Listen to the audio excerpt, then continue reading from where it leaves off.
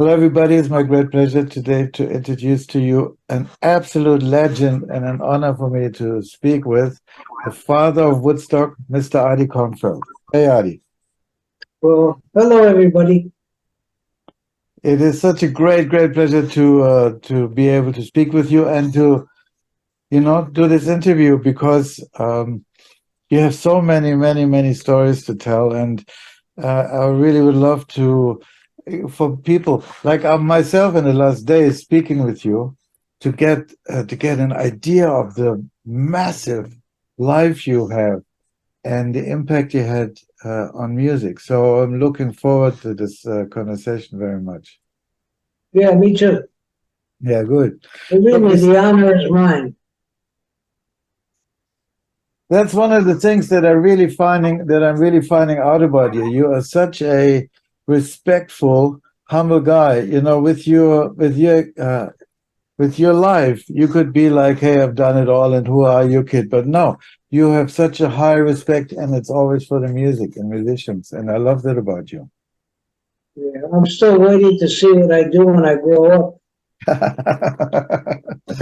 uh, all right, we started this because we wanted to do an interview for a little TV series of a friend of mine called Across the Canvas. And it's often run by teenagers. It's about kids growing up and learning in the music and the entertainment business. So they have put a few questions together for you.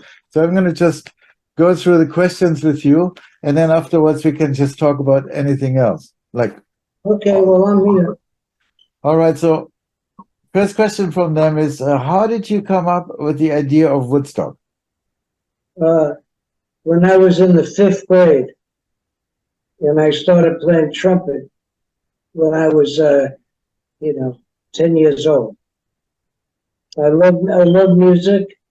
My mother was a famous civil rights leader. My father was a policeman.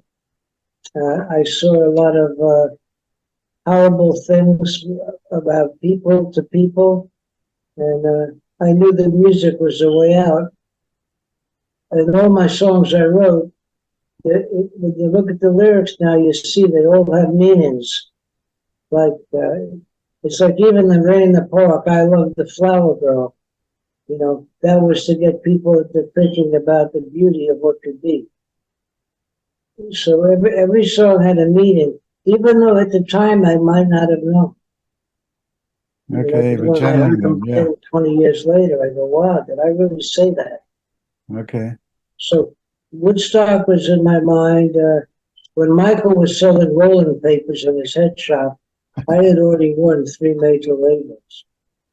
I know. I mean, that's another thing that's for me is kind of newish because I know you obviously from Woodstock. We met once 10, 12 years ago, but I did not really know your massive, I mean, 77 top 10 hits in the States that you wrote and in the Billboard and on and on and on. Eye of the Tiger. I mean, there's so many things you have done.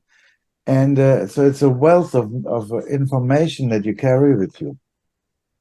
So how did you put Woodstock to? I mean, so you started as a 10-year-old and you wanted to make the world Woodstock, okay. a better I wrote place. you know what? I wrote a song when I was at Mercury Records. This is long before. And I wrote a song for Paul Simon's brother, Eddie. Paul Okay. Simon, Paul Simon. And he went to school with my wife, and Okay. so I started to express when I became friends with Cass Elliot, and she was doing protest folk singing. I started to learn folk songs, and it got me in a position where I could protest and get heard because of radio.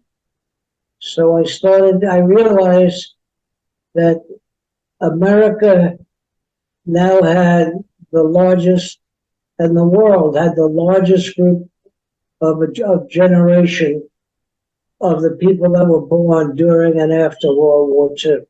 It's just chemistry, Yeah. and I knew that we could make a difference, but I also knew like when I graduated high school, and then I heard that two of the friends that I played line with in football, I was a linebacker.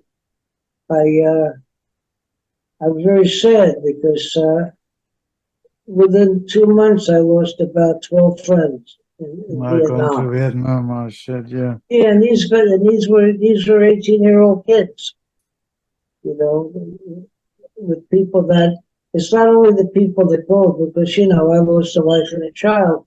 It's the people that are left that suffer.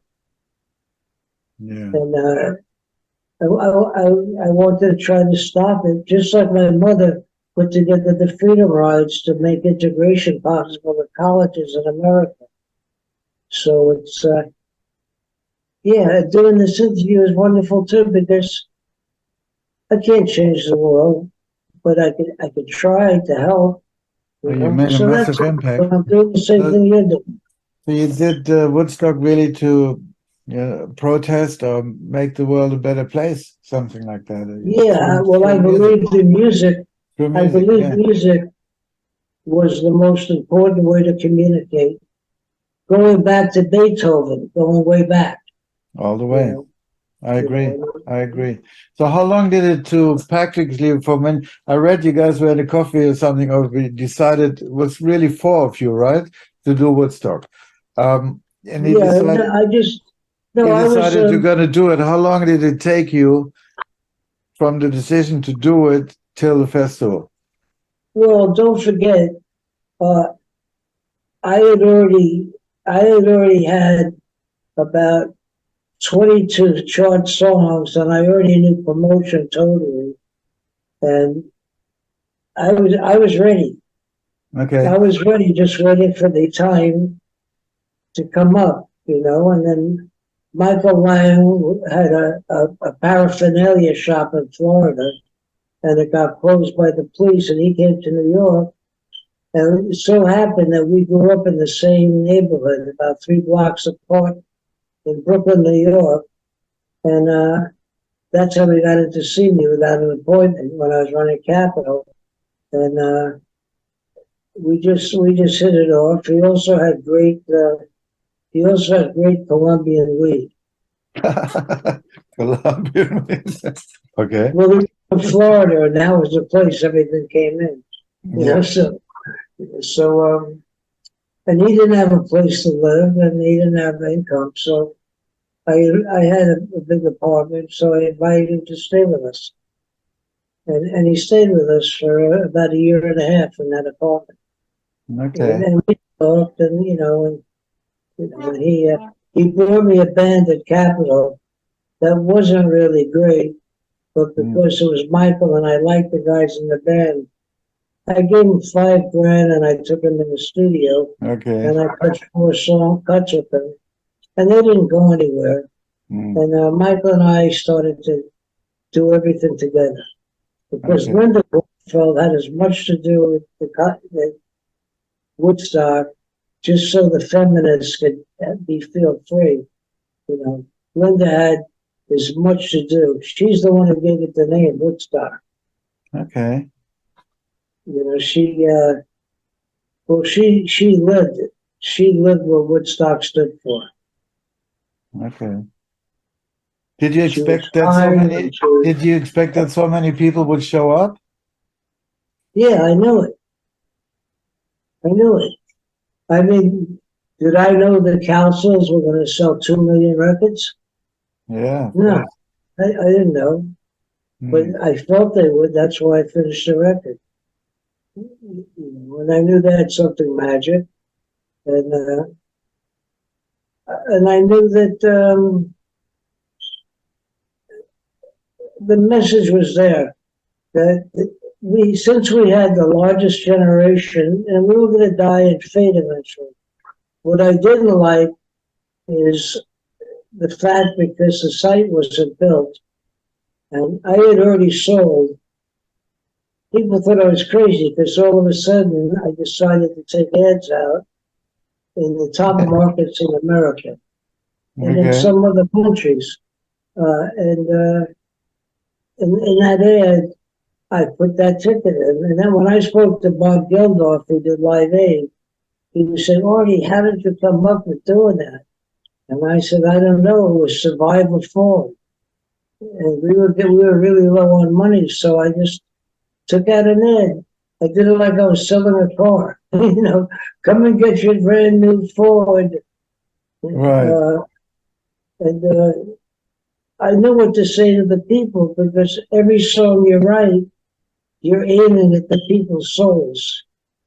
So if you can get through on selling a record, you can get through on selling a concert for peace. Yeah.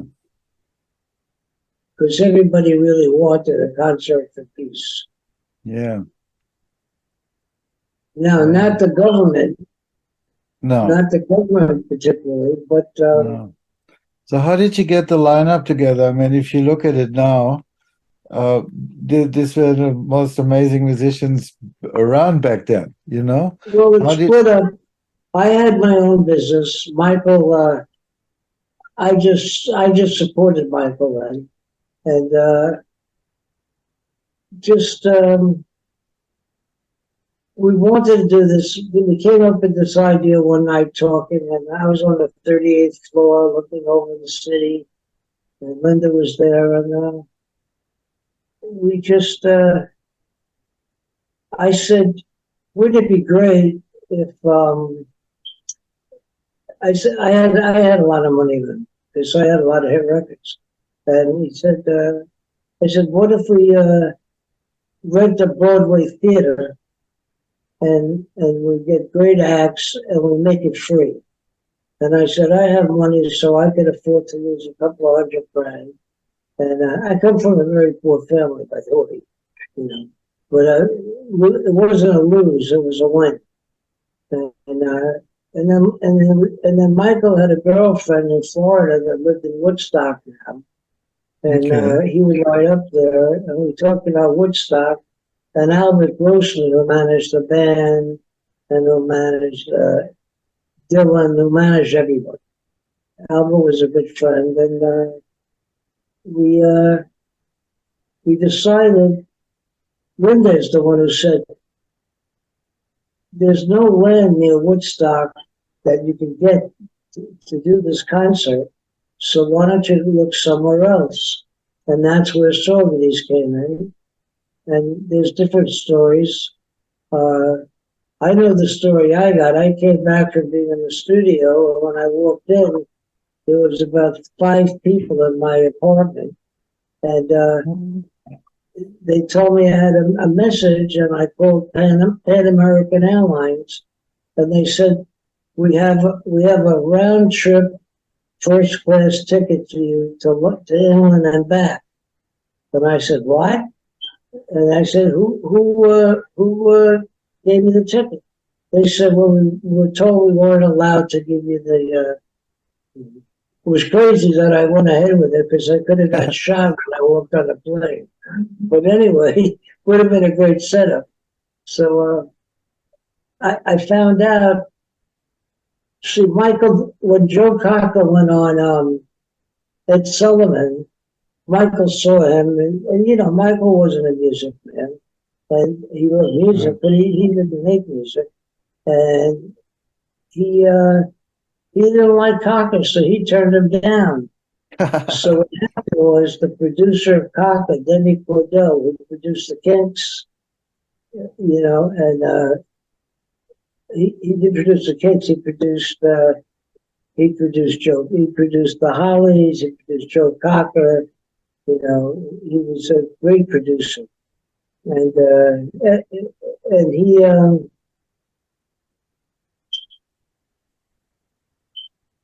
he questioned me.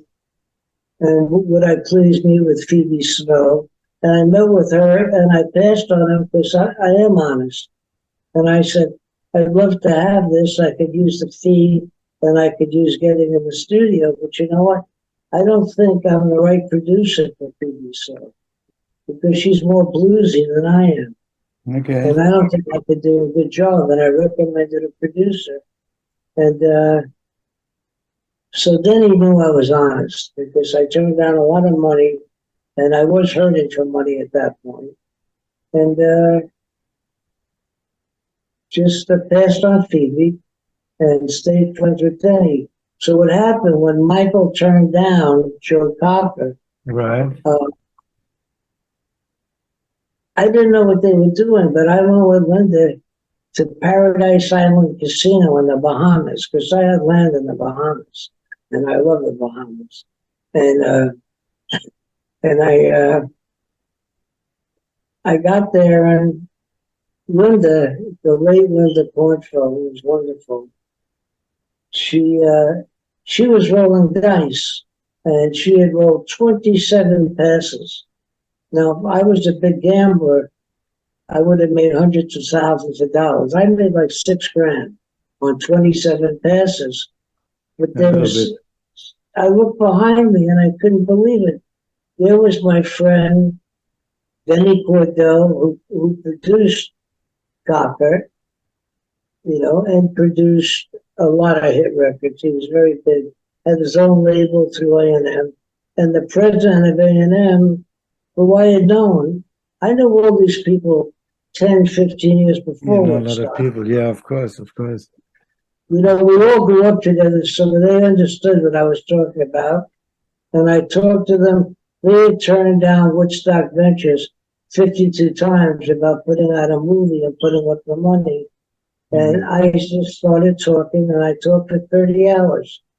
And finally, it was so funny because I was dying, and I was going up to the site, and I had to get up there. And they said the chairman of the board happened to have been Mike Cowsell's agent. And his name was Ted Ashley, and Ashley Famous was a big agency. And he was there, and Freddie Weintraub, who owned a bit of rent and had just sold and become the vice president of films for Warner Brothers, he was there. So I just started in there for 30 hours. I beat the shit out of these people. What, physically? And they were friends of mine. They probably wanted to punch me in the mouth. Did you have a fight, or what happened? Well, you know what? I didn't give up. I mean, it's why I was a good athlete. I didn't give up. And I was getting creamed. I didn't think they'd ever agree because we're talking about a lot of money to do. And at the end, after 35 hours, the chairman of the board said, Artie, let me tell you something. You've been beating us up like crazy. Why? I said, because I believe in this so much, and I know it's going to happen. And the world needs this, okay? And then I said, they said, you know what, Artie? Warner Brothers is almost bankrupt, and our movies are doing nothing. And right now, documentaries are just doing nothing. So it's a very bad gamble on our part. And I said out of nowhere, I changed my whole thing about how wonderful it's going to be, and I changed it to how miserable it could be. And I said, but just think of this. Remember the Titanic? That was a disaster, and people died. And I said, and that's one of the biggest documentaries in history. I said, and they started laughing because I actually hit them because I told them the truth. And they said, you know what? I think you're right. And then the contract, I got a piece of notebook paper like from high school, and I wrote out the contract, right in front of them. And then called Michael. They agreed to my terms. Called Michael, and I couldn't believe Wadley didn't have a penny for film up there. So called Michael, that had Wadley fly into the Pan Am building that had a heliport on the top in Manhattan, and got Wadley a check for $100,000 for film. And then he signed a paper guaranteeing that he would edit it. And he left, and he went and scored film and went up to the site. And then Linda and I left because we were beat up. We've been up for like 40 hours now. And I was at a limo because when Jimi Hendrix was alive, he had a bodyguard named Gene who was a good friend of mine. And I Okay. promised Jimmy if anything happened, I'd take care of Gene. So Okay. I bought a limousine for Gene to drive. And he was a good friend of Jimmy's too. And how did the acts come in? The acts came in, if you have a good name, they could always get in the door. Yeah. You just have to have the nerve to do it, to tell Mm. people what you feel. And if you tell them So the you call them truth, up and say, "Hey, I'm putting this festival together. You want to come and play?" Or you knew the management? How did it work? oh, well, a simple thing was the first time I was involved. Well, I knew everybody. I had already, That's I right. mean, my first record was 1958. That was a long time before Woodstock. You Yeah. know, Woodstock was to show the world that we could have peace and that music was a great way to get past all the bull and get into people caring for each other and caring for each other. And Beautiful. yeah, and then Michael and the staff on the field couldn't get acts. And then he told me, well, we have Sly Stone. But then I checked it out and I found out that there wasn't even a contract. But I knew the managers of all the acts. That was the Yes. key. I knew the Exactly. managers too, and the Exactly. record companies. So you could go direct. Yeah.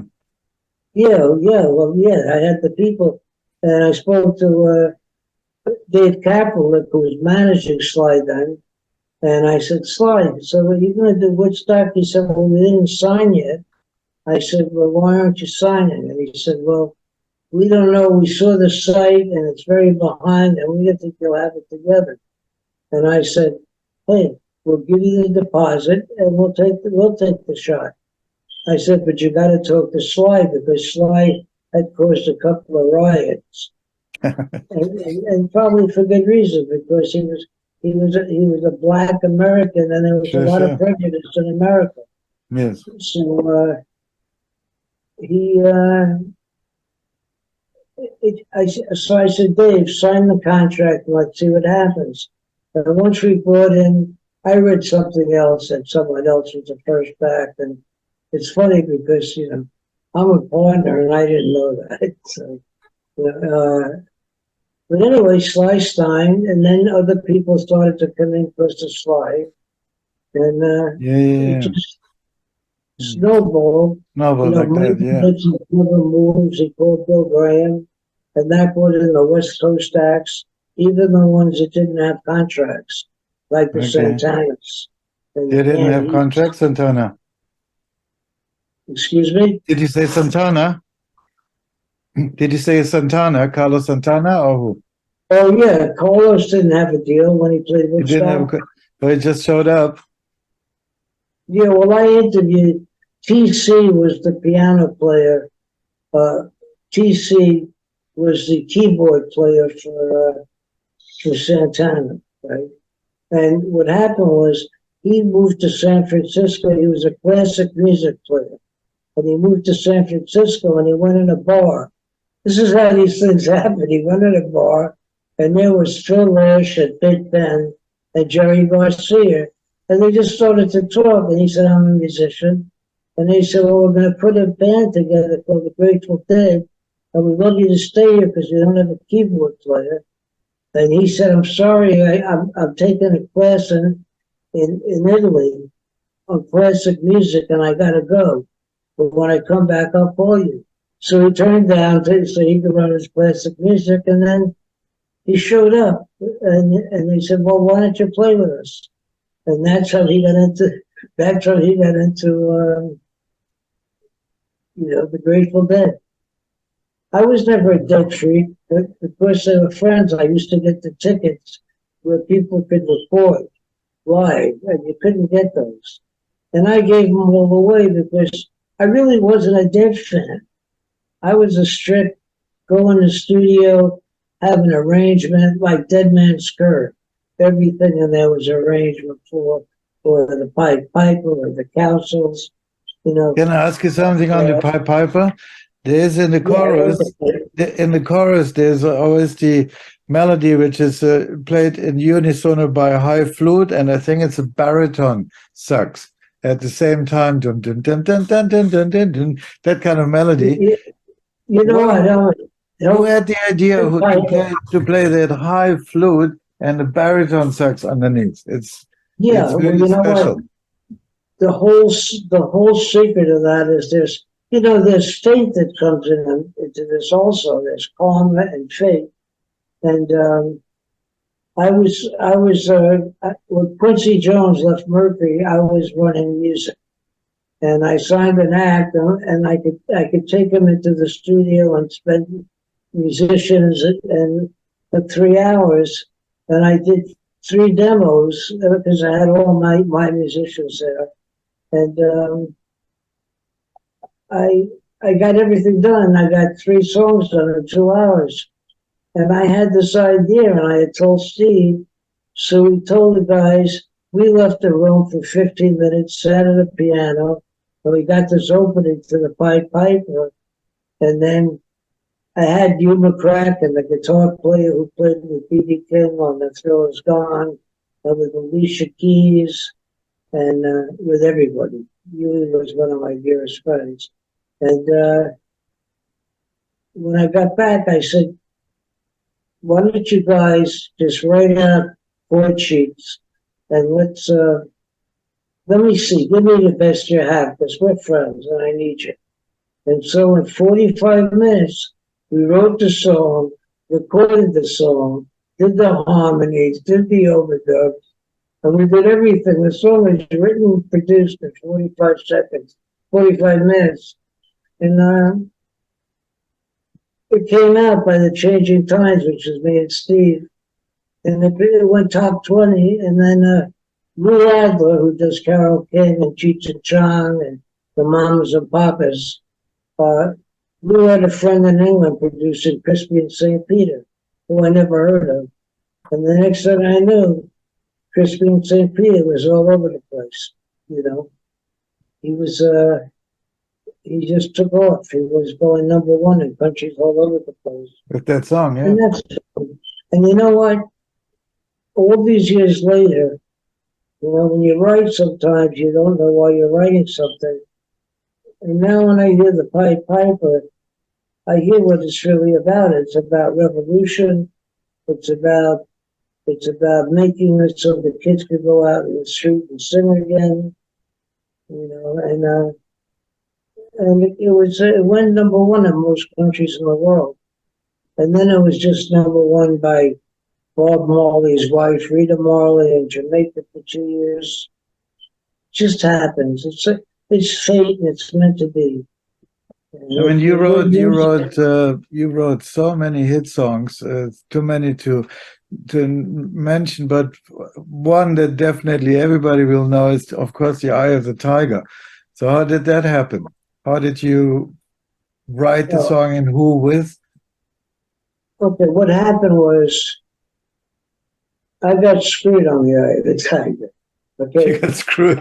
Shit. Yeah, I had a studio and I had a partner who I knew from New York named Artie, who was a little shaky than me always. And I was in Chicago, and I think I was visiting a radio station, WLS was a big station.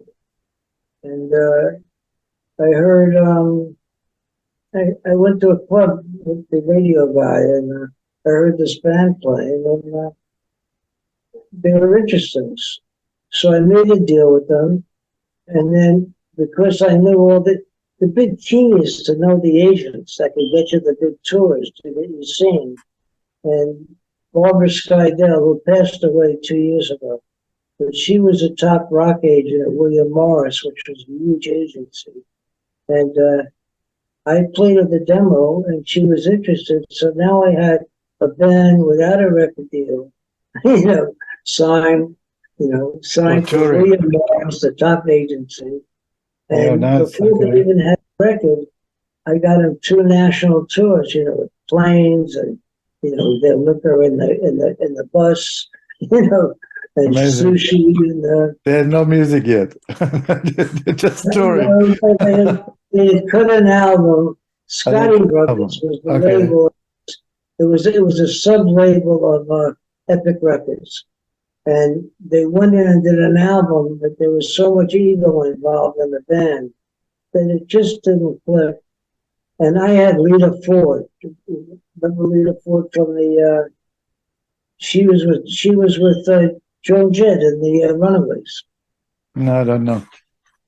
Yeah, Lita Ford was the blonde guitar player, the great blues player. And if I was going to say, I was thinking about Lita.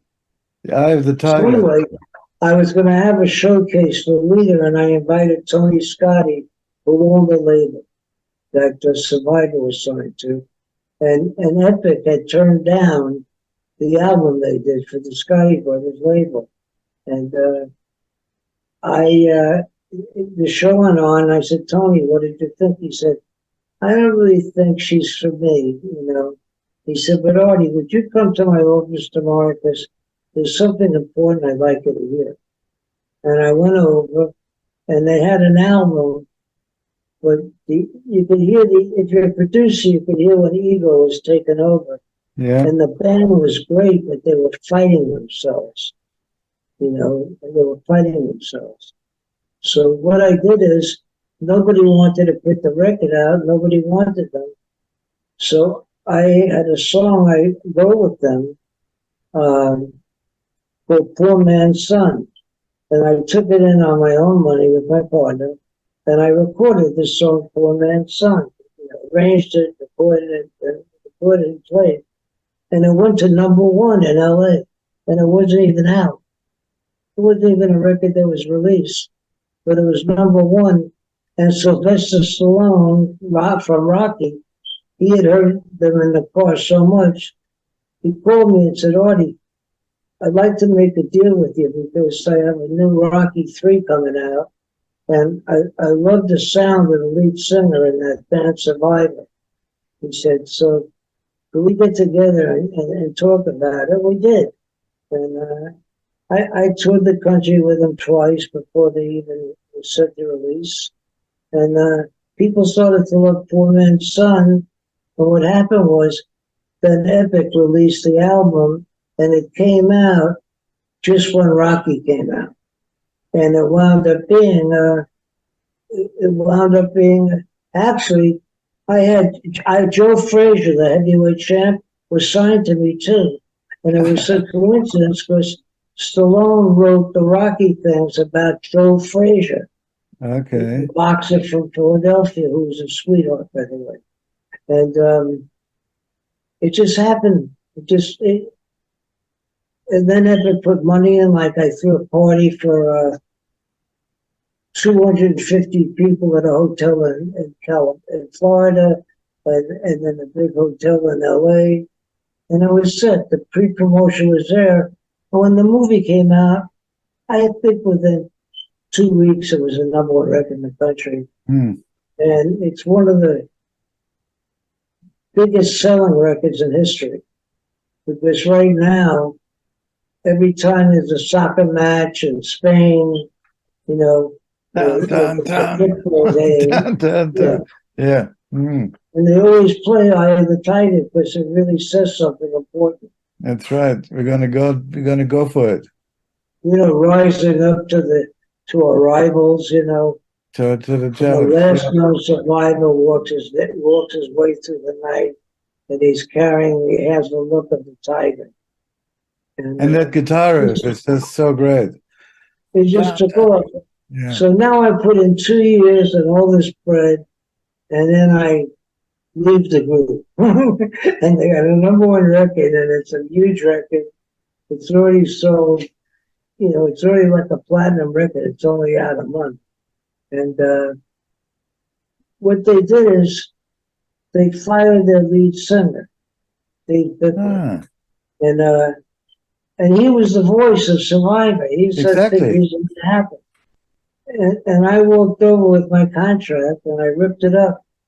And I said, you're going to screw me sooner or later, so you might as well get me now. I said, but I'll tell you something.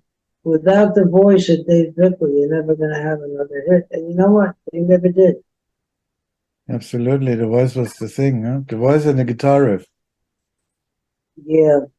Well, you know, those are some of the things that talented people or greedy people go through that stops bands from happening when they should happen. And that happened with Survivor. But they still have, I think, the biggest selling record. Because I'm right up there, because I did Rockin' in the Free World with Neil Young and Eye of the Tiger, you know, and The Rain in the Park. These are all classic, you know, big selling rock records. Absolutely. Massive, massive songs. And you are in the Long Island Hall of Fame. So how did that happen? How did you get in there? Did you get nominated? This is, you want a crazy story? Okay. Yeah, okay. I go to college, right? My father's a cop. We don't have a lot of money, so I was a ball player, so I get a bit of a scholarship, and I go to a school, and I become a good baseball player, and I pitch a no-hitter against Arnie at West Point, and I leave. I become president of my class, the sophomore class, second year, and I knew Cass Elliot. She was going to Washington. So I quit school, and I was president of the class, and I resigned. And I went to American University of Washington, and I needed money, so I was actually, wasn't good for my image, but I needed the money. And I was working in the cafeteria at American University. That's where Obama went to law school, and me too. And what happened was that Cass, I got a job working the steam tables, which was brutal, at American, you know, and it didn't make me look like a rich kid to marry to the pretty girls. You know? But Cass and she opened a guitar and she was singing on the other side of the cafeteria, and I was working the steam tables. And I walked over and we started talking, and then she introduced me to an acoustic guitar because I hadn't been playing an acoustic. I was playing an electric. And we became very good friends, and she got me into going to folk clubs. Like when Peter, Paul, and Mary came to town, I went with Cass, and she knew them from the village. You know. And meanwhile, it all came together because I was involved with why I was a Koppelman Rubin, and we signed the Love and Sports Rule, John Sebastian.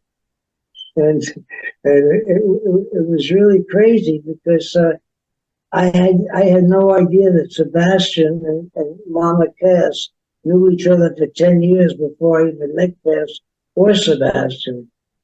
And there they were. And, you know, and it was a great family in those days. And, you know why the Spoonful disappeared? The Spoonful had like 4 or 5 #1 records, and then one of the Spoonful coming in from Canada got caught with a minute amount of marijuana, and every radio station in America dropped the Love and Spoonful. Yeah. Wow.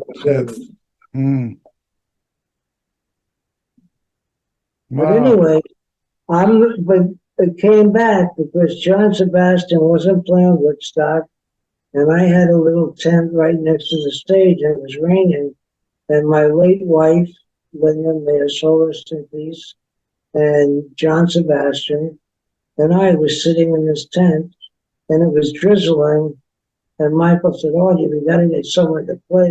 We can't put someone on with the rain." And and sure enough, I said, "John, you got to go on." And he said, "I can't go on. I don't even have my axe." So I said to Timmy Harden, who was also silent with reason to believe, I said to Timmy Harden, "Timmy, you want to go on?" He said, "Yeah." I said, "Well, you can't, but I need your guitar." Because John, they were friends. I said, "John's going to go on." So Timmy gave John the guitar, and that's how Sebastian, I pushed him up the stairs. He didn't want to go. And he, the way the story goes, I don't even know if I should tell the story, but I was in the middle of it, so I might as well. Yeah, sure.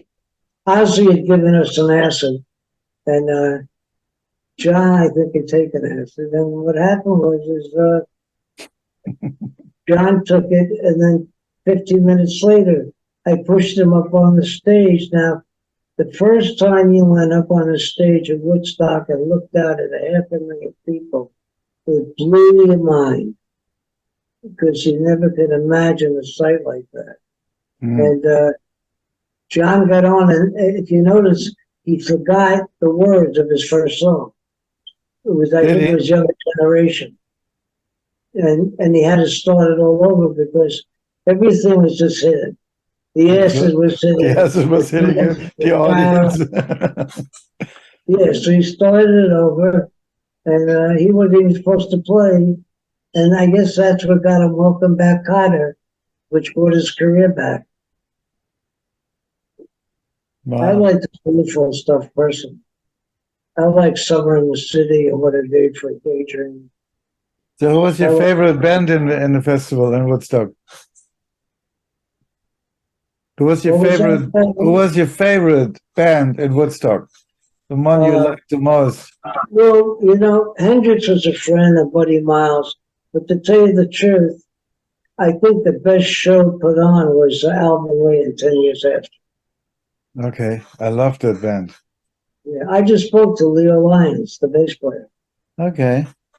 Yeah, yeah, Yeah, it when I was a grew up growing up as a German kid, 10 years after Alvin Lee, I loved them. Fantastic band. yeah, yeah. No, and you know, music is wonderful, and going in the studio is wonderful.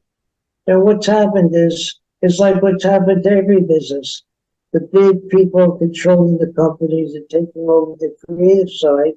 So it's not as aggressive, and it's not new music like we should be hearing. You know, it's just what's going to sell. You know, when Yeah. I came in, the people running like Jack Holzman was my friend, and he owned a lecture, and he had Baez, and he had a silly act. Uh, he had a silly act called the Eagles, and he signed the Eagles, and that was it for a lecture. They became a huge label. That's why it's Warner's Electric Asylum, WEA, because they merged with Warner Brothers. So it was exciting times. Anything could happen, but you really had to be persistent, and you really had to believe. Yeah. But you have Yeah, a book out about your story about your life called the Pied Piper of yeah. Woodstock. Here's that book. We have a book. Yeah, Hold on. it's out on Amazon, and Artie gives his life story on that. The Well, Pied you know Piper. what? You Yeah, know what? There's 500 reviews on this book, and all but three are five-star reviews, and reviews from like Paul Simon and those kind of people. Because it's a misunderstanding. It's not just a book about Woodstock. It's a book about why it happened, but it's also a book yeah, about what it's like as an unknown musician and what you have to go through. And I even took it to the point of why drugs came in. If you happen, which I was one of them too. Poor kids, you have a hit record, you have money, you're in the studio for 20 hours, and pretty soon, you wind up doing some blow or something, and it just tells the whole story of the rock trip, and it goes that's through my life. that's I very, also very cool. founded Cocaine Anonymous. I put together the first meeting. Of Coke Anonymous. Yeah, CA. Cocaine Yeah, Anonymous is about 7 million members now. The interesting, first meeting had 35 people, and I put that together. I was already sober. I've been amazing. sober for 47 years. Hard to believe, right?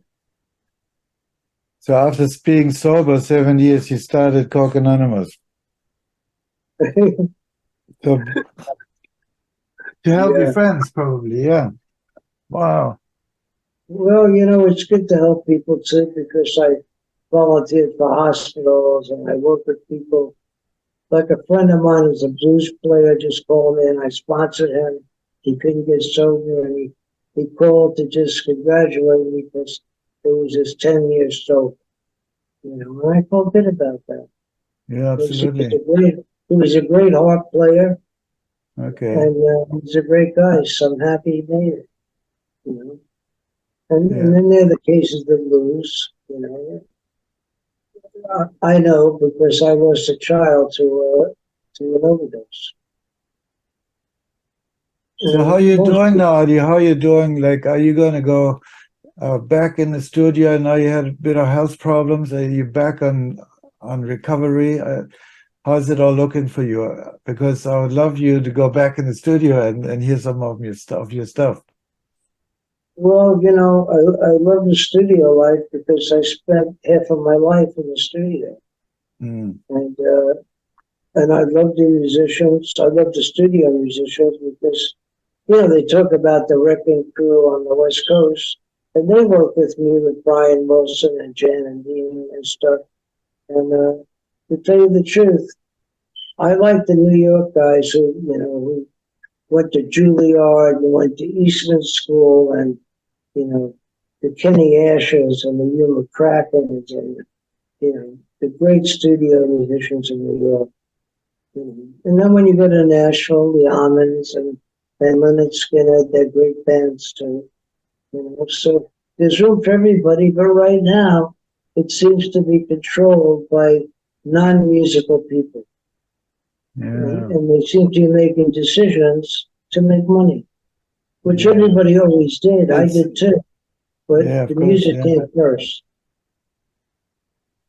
I appreciate about you from what you have told me that for you music is always number one. That's a really good thing. And now well, it's you and I talked on it, and I think we sort of agreed that the music should be number one. Exactly. And now it's numbers. How many Instagram followers you have that determines if you get a record deal. It's crazy. Yeah, I never even went on Instagram because I didn't like what it represented. Yeah. So it's like I did an internet show and I got 24 million hits in 5 years during an hour a week. But I mean, I had an operation and I had 4 discs taken out of my back. But the next night, I did an hour show. Amazing. Yeah, and you know what? It was a good show. And then I got people like May Pang came on, and because of the people I knew, not because of Woodstock, but people I knew from the music world, I was able to get all kinds of like Fito Della Pari, who finally started Pan Heat, and I was able to get friends of mine on, and I talked my rap, and I guess the rap went over. I hope it's truthful. I think it is, But I can't be my own judge and jury. Well, you got a whole bunch of awards, and as I said, you're in the inducted in the Long Island Hall of Fame. So, what's in the award side? You showed me before. You got some photos there. Can you just quickly show them and have a look at them and explain them what they are about? I have this award here is to me the most legitimate award of all the music awards because it's called Music and Media, and they have their awards where the Academy Awards are, and they have just as many people and just as many important people. And this is their 9th year, and they put it like this because they gave me the first Lifetime Achievement Award in music. Wonderful. When I was shocked myself, I don't go to awards like I didn't go to the Ohio. I passed on the Rock Hall of Fame. I had the chance to go in last week. It was presented to me again, and I passed on it because there was too much politics involved. It was like the Academy Awards. In the Academy Awards, And even Rolling Stone. I mean, Jan went around it, and if you advertise in Rolling Stone, if you were a record company, you know, there's a big chance you'd win a Grammy. Yeah. They didn't like that part of it. Yeah, I didn't like it. I like the music where people deserving of getting it. Mm, So I it's totally like, agree. do I? It's not necessary for me to have one. I know who I am. I'm Irvin Shirley's kid from Brooklyn.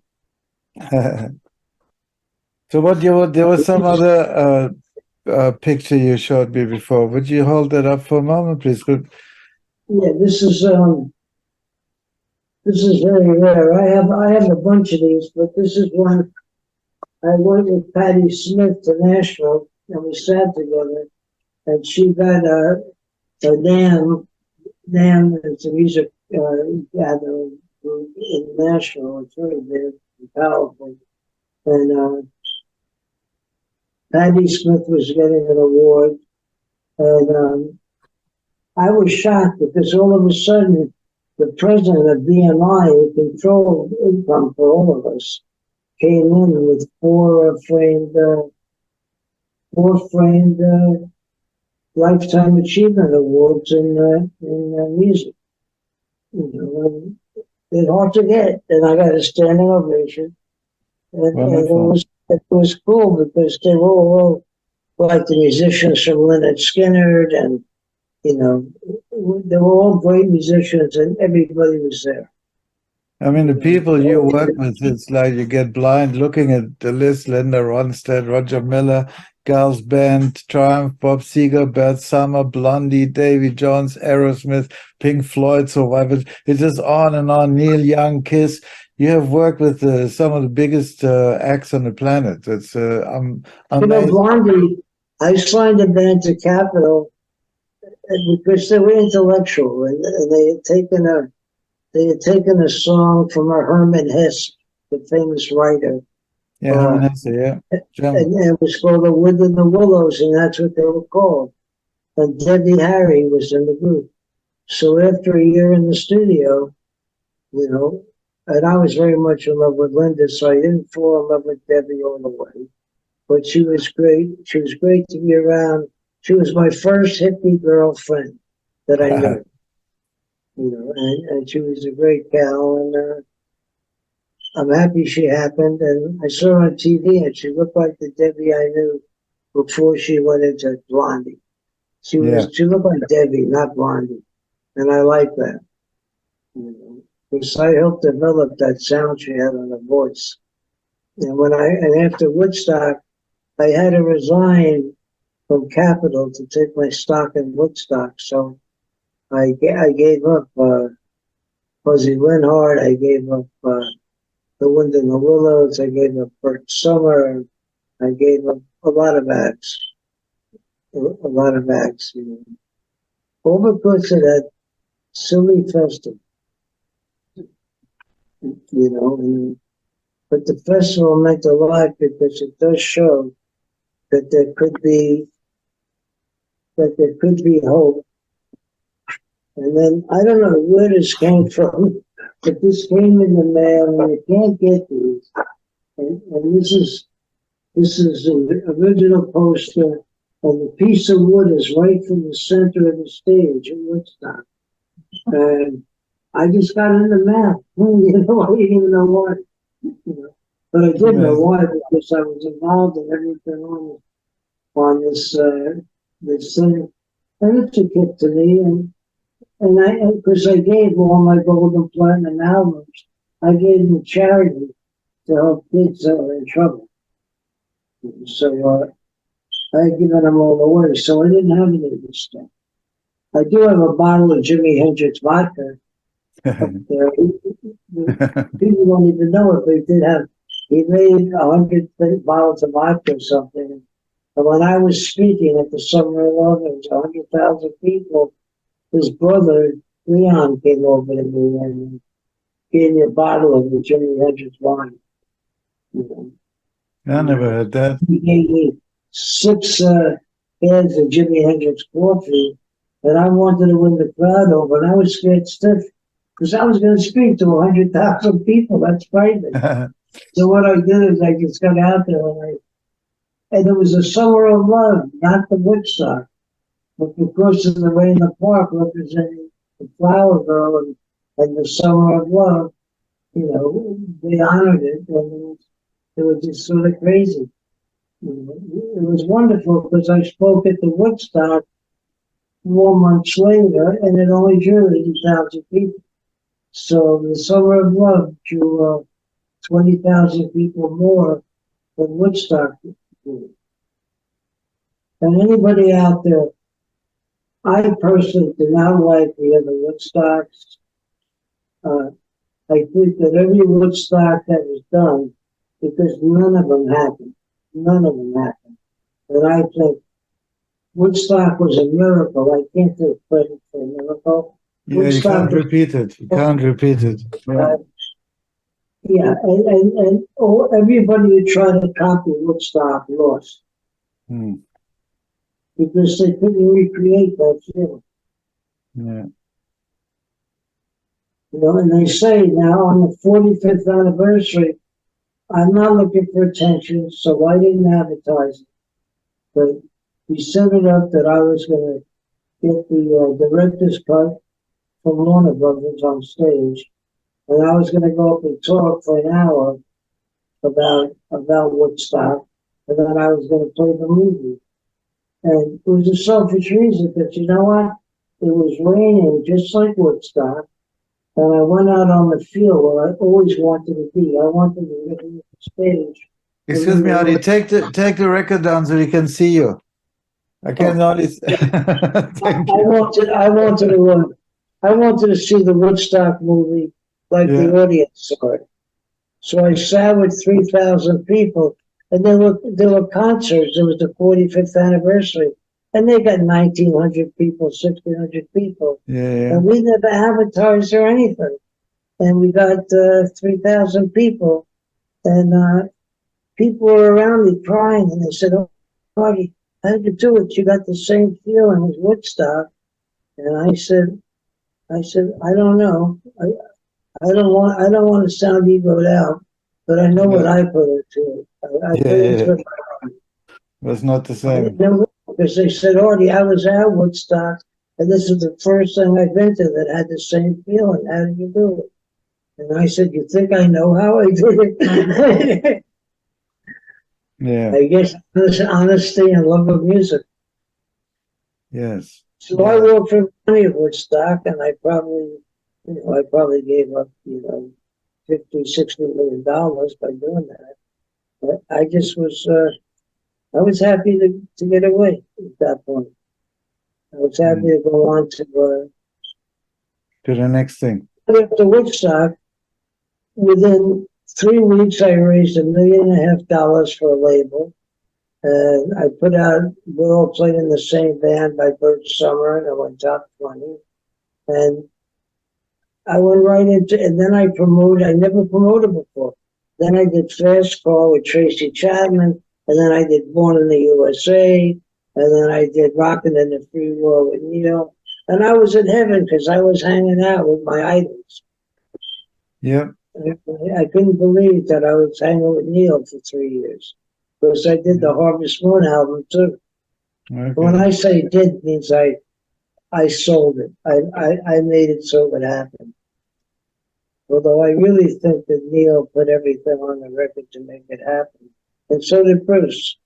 Tracy Chapman was a battle because Tracy Chapman was also a racial battle because she was the first Black singer who sang blues to ever have a hit on FM radio, top pop.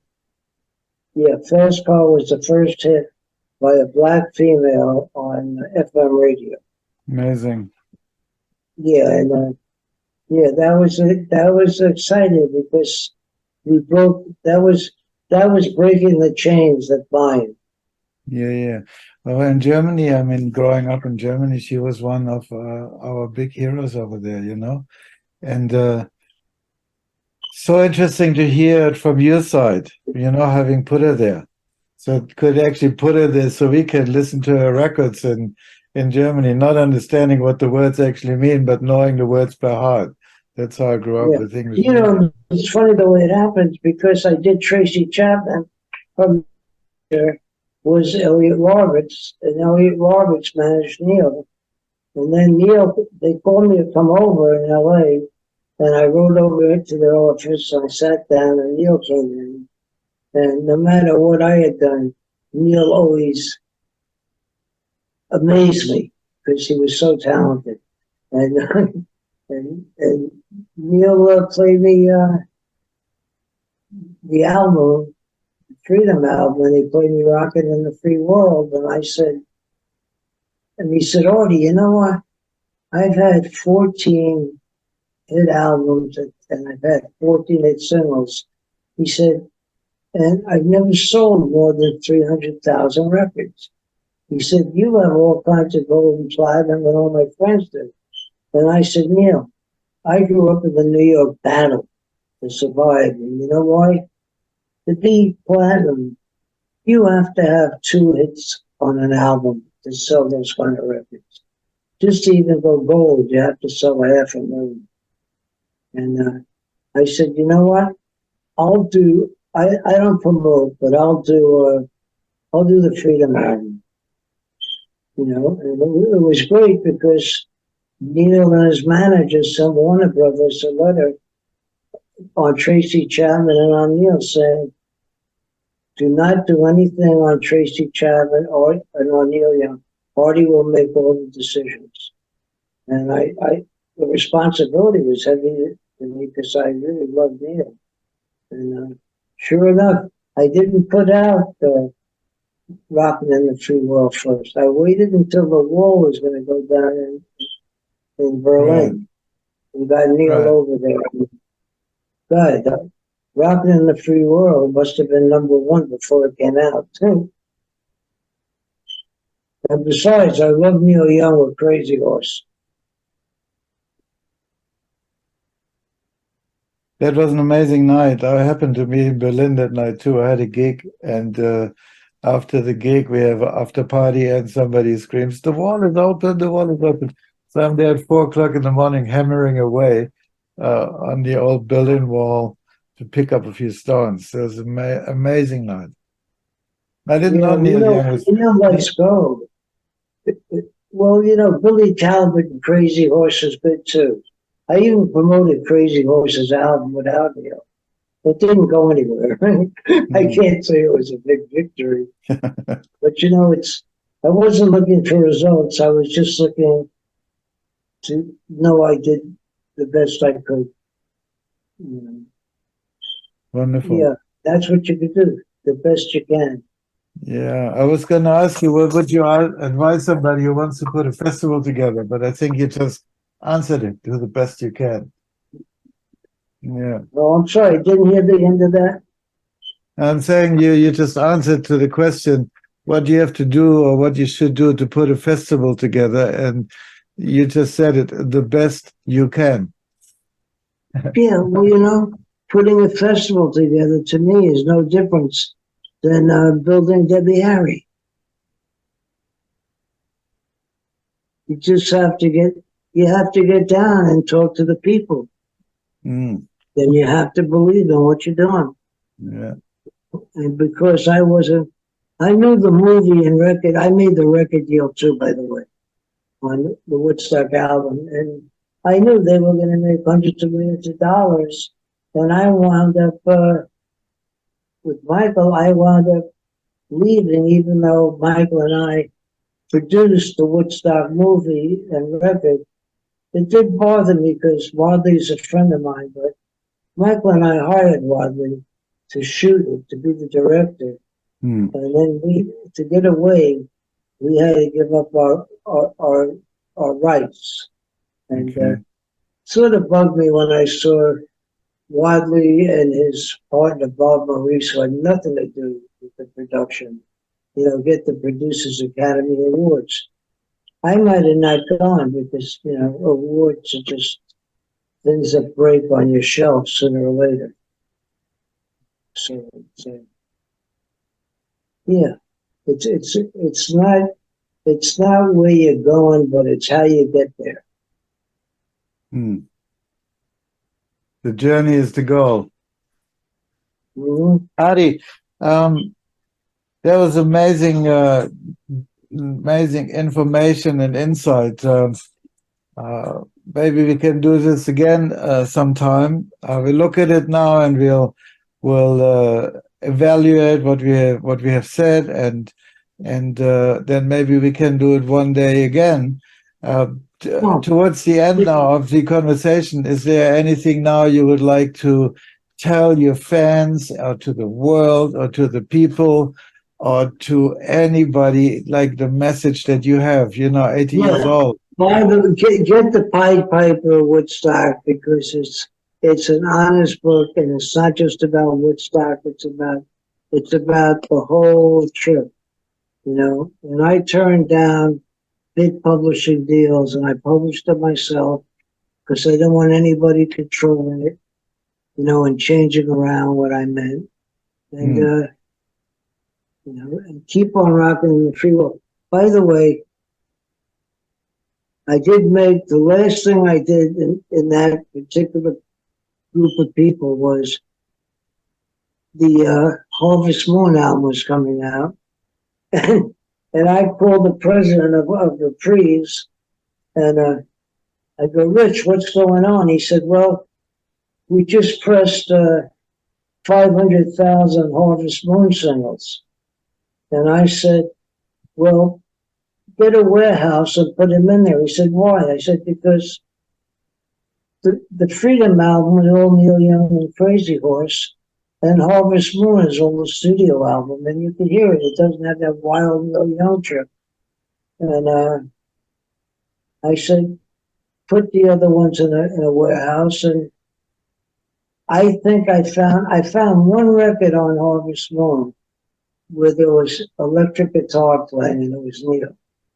So I put that record out, and another record out, and then the third record I put out was Harvest Moon, and it happened.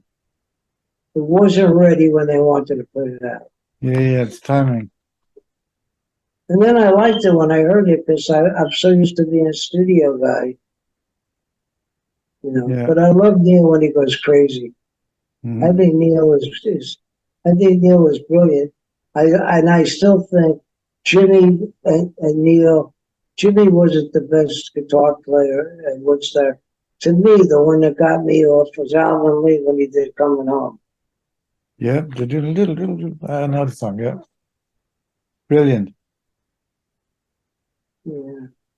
Hey, thanks a lot, man. This has been enjoyable.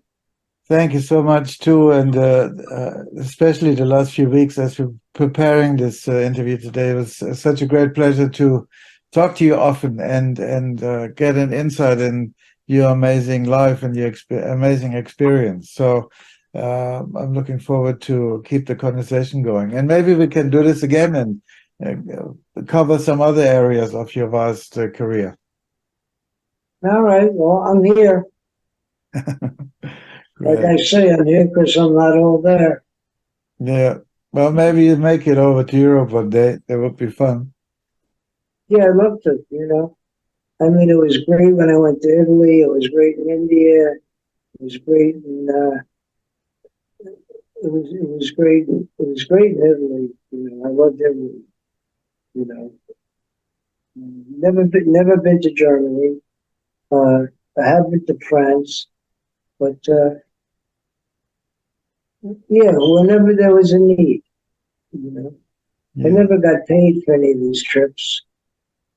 Well, no, actually, the government of Japan paid me $100,000 of South Korea To just to give come over, to give because a I was going to speech. do a concert there.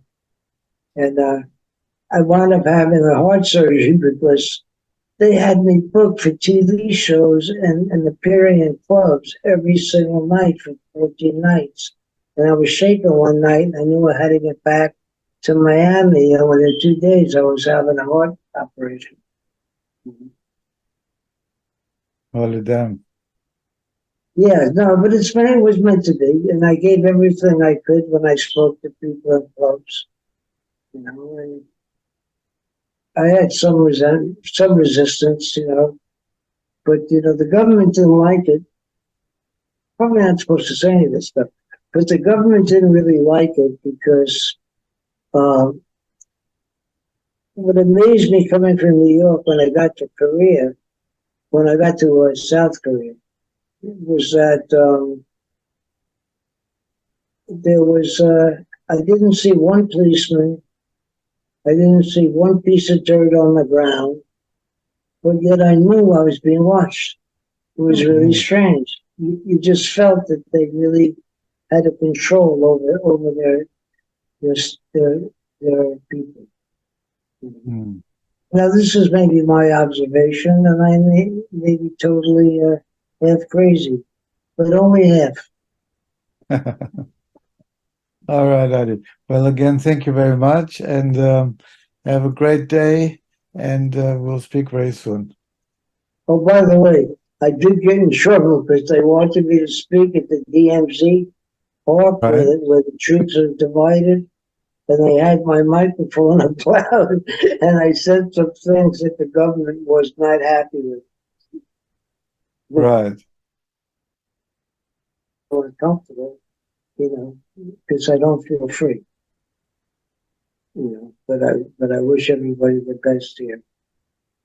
Yeah, and I wish you a very, very, very good New Year. You told me, by the way, that you were friends with the great Pele, who just passed away 2 days ago. So my condolences to you, because I know you were friends. I was friends with who? Pele. Oh, Pele, yeah. Well, Yeah. my daughter was in the National Gifted Children program. Yes, you told me, and he passed away. He passed away a couple of days ago. Yeah, I know, and I knew him because my daughter and his daughter went to the United Nations School in New York, and his daughter would come and spend a weekend with us, and then he would come over to pick her up, and he'd sit with me for an hour or two, and we'd talk, and he was one of the most humble people I've ever met. And I think he was probably the most famous. To you. Don't you think he was the most famous athlete? Absolutely amazing. Wonderful. Yeah, bigger than Babe Ruth. All right. All right, Artie. Well, again, have a great day, and we'll speak very soon, okay? You too. God bless you. Thank you so much. Thank you. You take care. Goodbye.